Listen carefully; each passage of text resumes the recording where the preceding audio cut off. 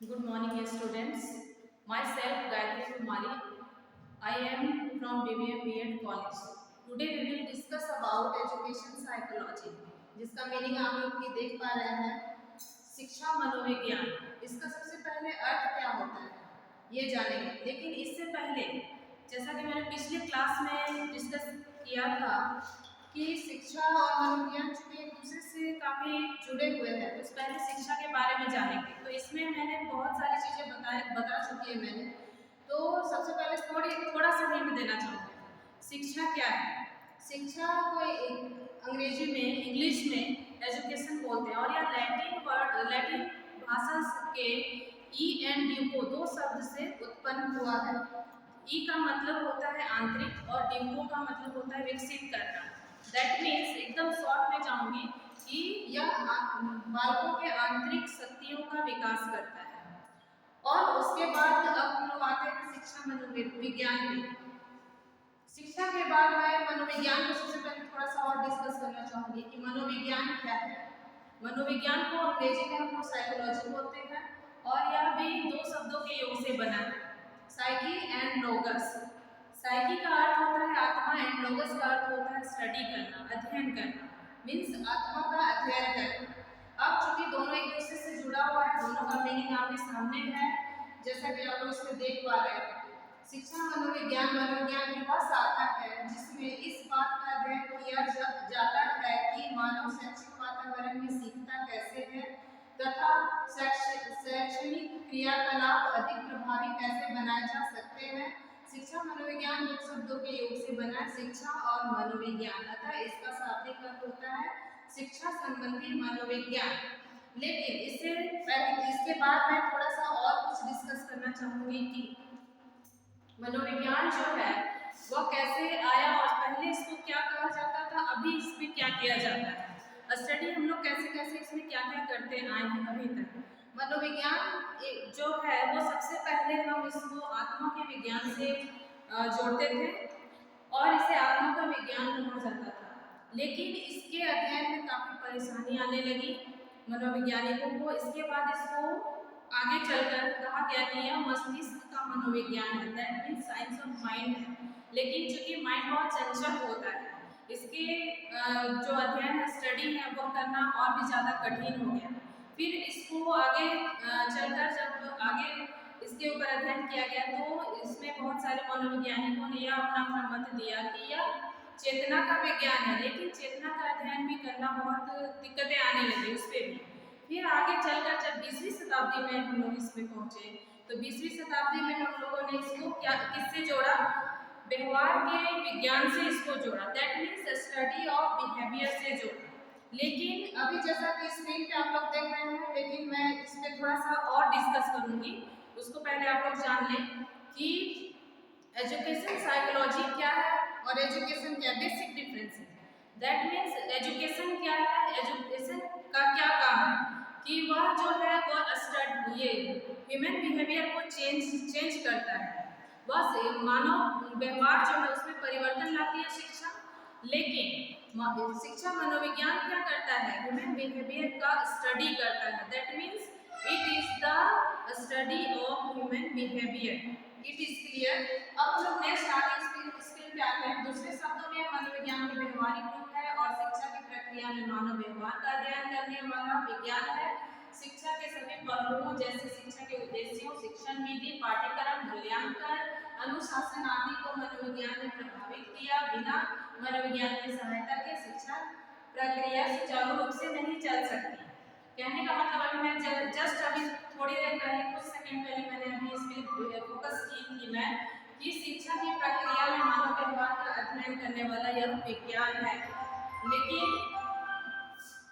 आगे की स्लाइड हम देखते हैं। शिक्षा मनोविज्ञान से तात्पर्य शिक्षा एवं सीखने की प्रक्रिया को सुधारने के लिए मनोवैज्ञानिक सिद्धांतों का प्रयोग करने से है। शिक्षा मनोविज्ञान शैक्षिक परिस्थितियों में व्यक्ति के व्यवहार का अध्ययन करता है।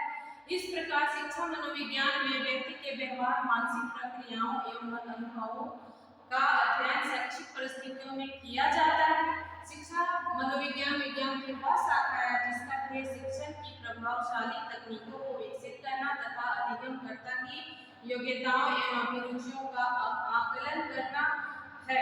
यह व्यवहारिक मनोविज्ञान की शाखा है जो शिक्षण एवं सीखने की प्रक्रिया को सुधारने में प्रयासरत है। शिक्षा मनोविज्ञान विज्ञान की वह शाखा है जो शिक्षा की समस्याओं का विवेचन, विश्लेषण एवं समाधान करता है। शिक्षा मनोविज्ञान से कभी पृथक नहीं रही है। मनोविज्ञान चाहे दर्शन के रूप में रहा हो, उसने शिक्षा के माध्यम से व्यक्ति का विकास करने में सहायता की है। इसके बारे में स्किनर ने कहा है, शिक्षा मनोविज्ञान शैक्षणिक परिस्थितियों में मानवीय व्यवहार का अध्ययन करता है। शिक्षा मनोविज्ञान अपना अर्थ शिक्षा से जो सामाजिक प्रक्रिया है और मनोविज्ञान से जो व्यवहार संबंधी विज्ञान है ग्रहण करता है। नेक्स्ट स्लाइड में जैसा कि आप लोग देख रहे हैं, प्रो एंड प्रो के अनुसार उन्होंने क्या कहा था? शिक्षा मनोविज्ञान व्यक्ति के जन्म से लेकर वृद्धावस्था तक सीखने संबंधी अनुभवों का वर्णन तथा व्याख्या करता है। जेम्स क्लेवर के अनुसार शिक्षा मनोविज्ञान व्यवहारिक मनोविज्ञान की वह शाखा है जो शिक्षा में मनोवैज्ञानिक सिद्धांतों तथा खोजों के प्रयोग के साथ ही शिक्षा की समस्याओं के मनोवैज्ञानिक अध्ययन से संबंधित है। एलिस प्रो के अनुसार शैक्षिक मनोविज्ञान मानव प्रतिक्रियाओं के शिक्षण और सीखने को प्रभावित वैज्ञानिक दृष्टि से व्युत्पन्न सिद्धांतों के अनुप्रयोग का प्रतिनिधित्व करता है। भारत में शिक्षा का अर्थ ज्ञान से लगाया जाता है। गांधी जी ने क्या कहा था इसके बारे में कि शिक्षा का तात्पर्य व्यक्ति के साथ शरीर, मन और आत्मा के समुचित विकास से है। प्रमुख शिक्षा मनोवैज्ञानिकों के कुछ नाम हैं जो आप लोग स्लाइड में देख पा रहे हैं, उसे मैं थोड़ा सा यहाँ पर मैं डिस्कस करूंगी। सबसे पहले आते हैं William James, Ivan Pavlov, John Dewey, Maria Montessori, Edward Thorndike, John B Watson, Kurt Lewin, Jean पियाजे, Leo Vygotsky, Carl Ransom Rogers, B M. Skinner, Abraham Maslow, Benjamin Bloom, Noam Chomsky और भी बहुत सारे हैं। बट ये जो आप लोग देख पा रहे हैं बहुत ही प्रमुख शिक्षाविद हैं, काफी नामी हैं। शिक्षा मनोविज्ञान का क्षेत्र के ऊपर हम आते हैं। शिक्षा मनोविज्ञान के क्षेत्र के बारे में स्किनर ने लिखा है कि शिक्षा मनोविज्ञान के क्षेत्र में वह सभी ज्ञान तथा प्रविधियां से संबंधित है जो सीखने की प्रक्रिया को अच्छी प्रकार से समझने तथा अधिक निपुणता से निर्धारित करने में संबंधित है। शिक्षा मनोविज्ञान का क्षेत्र काफी व्यापक है। इसमें मैं थोड़ा सा और डिस्कस करूंगी।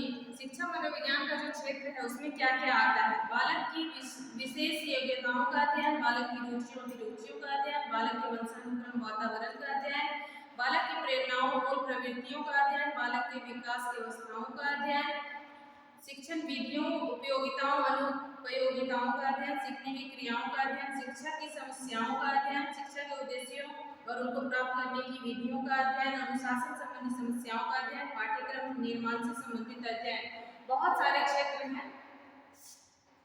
अब शिक्षा मनोविज्ञान के क्या क्या कार्य है इसके बारे में केली का अपना एक मत है।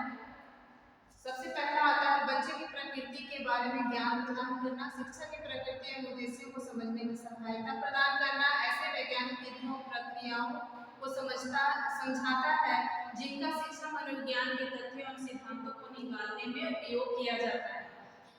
शिक्षा एवं अधिगम के सिद्धांतों एवं तकनीकों को प्रस्तुत करता है। विद्यालयी विषयों में उपलब्धि एवं छात्रों की योग्यताओं को मापने की विधियों में प्रशिक्षण देता है। बच्चों के वृद्धि एवं विकास के बारे में ज्ञान प्रदान करता है। बच्चों के अच्छे समायोजन में सहायता प्रदान करता है और कुछ समायोजन से बचाता है। आज के लिए इतना ही। मुझे उम्मीद है कि आप लोग इसे बहुत अच्छे से समझ चुके हैं और काफी आप लोगों को इससे फायदा होगा। बाकी की बातें अगले क्लास में। Thank you very much.